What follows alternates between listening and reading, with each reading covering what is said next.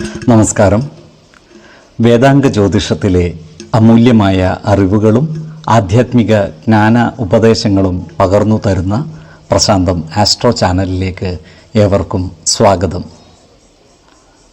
ഈ ചാനൽ ഇതുവരെയും സബ്സ്ക്രൈബ് ചെയ്യാത്തവർ ഇപ്പോൾ തന്നെ സബ്സ്ക്രൈബ് ചെയ്യുക. നോട്ടിഫിക്കേഷൻ ലഭിക്കുന്നതിനായി ബെൽ ബട്ടൺ അമർത്തുമല്ലോ.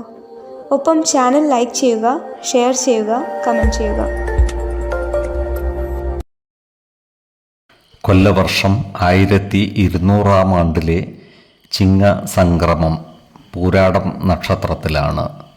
ചിങ്ങം 1-ാം തീയതിയിലെ ഗ്രഹനില അനുസരിച്ച് ഇടവം രാശിയിൽ സർവേശ്വരകാരകനായ വ്യാഴവും കുജനും ഗുളികനും, ചിങ്ങം രാശിയിൽ ആദിത്യനും ബുധനും ശുക്രനും, കന്നിയിൽ ശിഖിയും, ധനുരാശിയിൽ ചന്ദ്രനും, കുംഭത്തിൽ ശനിയും, മീനം രാശിയിൽ രാഹുവും സ്ഥിതി ചെയ്യുന്നു.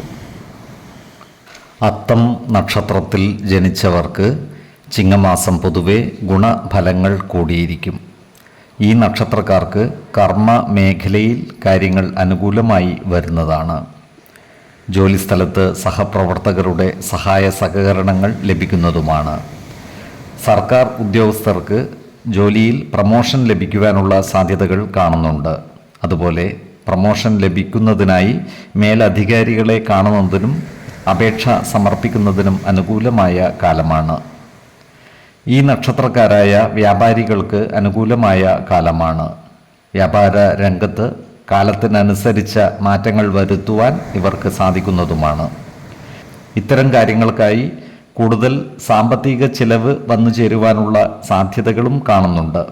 സാമ്പത്തിക കാര്യങ്ങൾ കൈകാര്യം ചെയ്യുമ്പോൾ ജാഗ്രത പാലിക്കേണ്ടതുമാണ്. ഈ നക്ഷത്രക്കാർക്ക് സന്താനങ്ങളെ കൊണ്ട് ഗുണഫലങ്ങൾ അനുഭവിക്കുവാനുള്ള യോഗം കാണുന്നുണ്ട്. ഈ നക്ഷത്രക്കാരായ കലാകാരന്മാർക്ക് അനുകൂലമായ കാലമാണ്. നൂതന സൃഷ്ടികളിലൂടെ സമൂഹ മനസ്സിൻ്റെ അംഗീകാരം നേടിയെടുക്കുവാൻ ഇവർക്ക് സാധിക്കുന്നതുമാണ്. കലാരംഗത്തെ പ്രവർത്തന മികവിന് പുരസ്കാരങ്ങളും മറ്റും ലഭിച്ചാലും അത്ഭുതപ്പെടുവാനില്ല.